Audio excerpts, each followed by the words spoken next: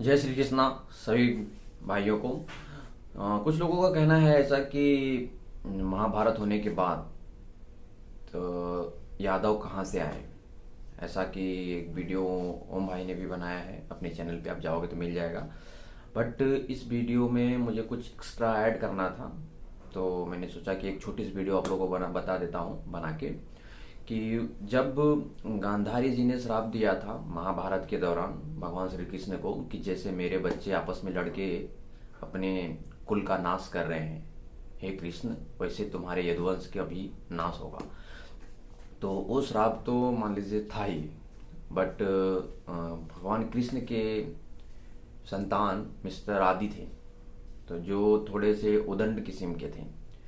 वो एक ऋषि जी तपस्या कर रहे थे अपनी गुफा में, और वहाँ पे वो जाते हैं उदंड वो कुछ शराब के नशे में कुछ मदिरा लिए रहते हैं, और दोस्तों के साथ जाके उनके साथ कुछ छोटी सी उदंडता करते हैं।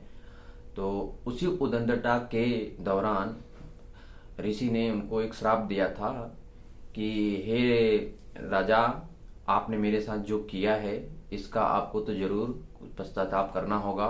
तो उन्होंने ऐसा श्राप दिया था आदि को कि जिस दिन आप फिर से इस मदिरा का पान करेंगे उसी दिन आपके यदुकुल का विनाश शुरू हो जाएगा। ये बातें बलदाऊ जी को पता चलती है, और उन्होंने ऋषि जी ने एक और श्राप भी दिया था कि तुम्हारे तन से एक मूसर जन्म लेगा, उस मूसर से ही पूरे यादव समाज का नाश होगा, मीन्स पूरे यदुकुल का नाश होगा। तो ये बात बलदाऊ जी को पता चलती है। बलदाऊ जी को पता चलते ही उस मूसर की उत्पत्ति होती है भगवान श्री कृष्ण के लड़के के तन से, और उस मूसर को भगवान बलदाऊ जला के उसकी राख बना के उसे समुद्र में फेंकवा देते हैं कि ना ये रहेगा ना यादवों का विनाश होगा। बट वो क्या होता है कि जब वो राख समुद्र में फेंकते हैं, उसके फेंकने के बाद वो राख धीरे धीरे धीरे धीरे समुद्र के तट पे जाके इकट्ठा होती है और वो एक पौधे का रूप धारण करती है।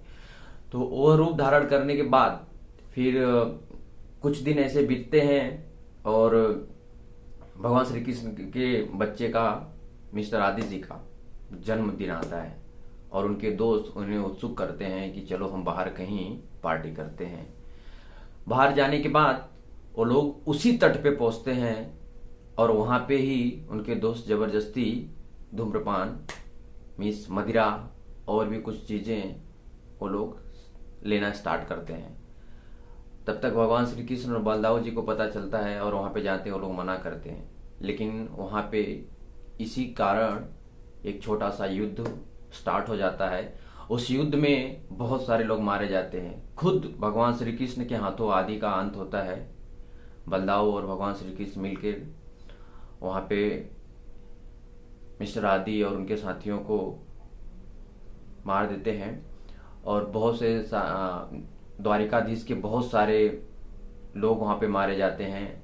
और वहां पे उनको ये श्राप भी रहता है कि कुछ ही क्षण में जितने भी यदुकुल हैं यहाँ पे द्वारिकाधीश में सब विनाश की तरफ जाने वाले हैं, और भगवान श्री कृष्ण को ये बातें पता होती है।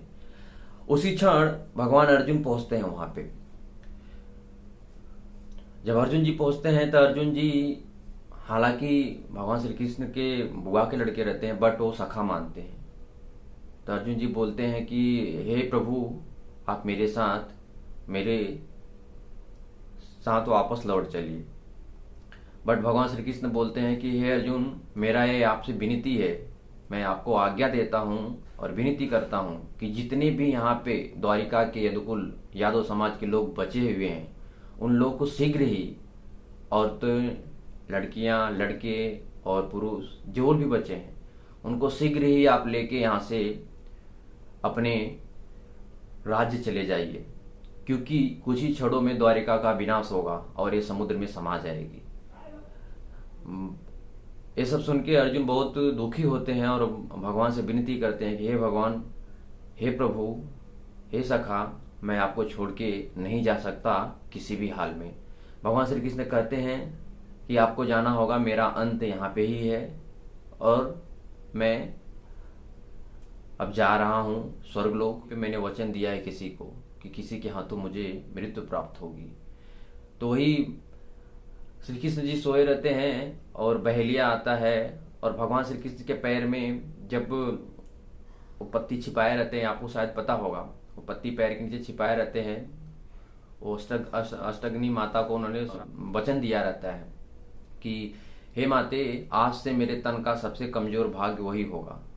तो वही सोए रहते हैं पैर फैला के, और वो बहेलिया जंगल में शिकार ढूंढते हुए आता है। उसे दूर से अंधेरे में दिखता है कि कुछ जानवर की आंख चमक रही है, ऐसा लगता है उसको, बट वो आंख नहीं रहती, भगवान श्री कृष्ण के पैर का वही पार्ट होता है जहाँ पे वो बोले पत्ती छिपाए रहते हैं पैर से दबा के, और वो चमकता रहता है और वो बाण साध के मार देता है और भगवान श्री कृष्ण के पैर में जाके वो बाण लग जाती है। बाण लगने के बाद जब वो भागा भागा आता है तो देखता है तो भगवान श्री कृष्ण रहते हैं।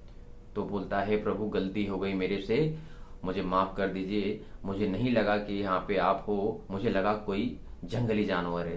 भगवान श्री कृष्ण ने बोला कि मैंने आपको वचन दिया था, मैंने आपको वचन दिया था रामायण में कि आप ही अगले जन्म में मेरा मृत्यु का कारण बनोगे।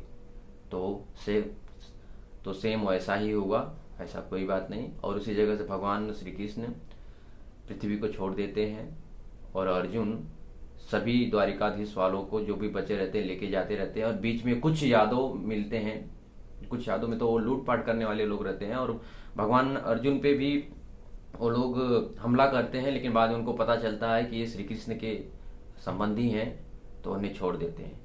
वही जो अर्जुन जितने लोगों को लेके गए रहते हैं यहाँ से द्वारिकाधीश से, वही यादव बचे रहते हैं, वही आज पूरे देश दुनिया में फैले हुए हैं।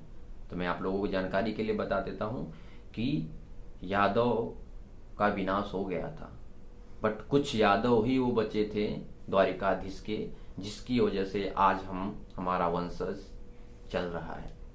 और नहीं तो उस समय महाभारत के दौरान बस पांडव ही बचे थे। तो इसी के साथ मैं अभी नेक्स्ट वीडियो में कुछ नया लेके आने वाला हूँ, तब तक के लिए मुझे आपसे विदा चाहिए। जो भी कुछ इससे ज़्यादा एक्स्ट्रा अगर आपको पता हो तो प्लीज़ मुझे बताने का कष्ट कीजिए और कमेंट बॉक्स में आके जरूर कमेंट कीजिएगा। तो इसी के साथ जय श्री कृष्णा, राधे राधे, आप सभी भाइयों को मेरा सादर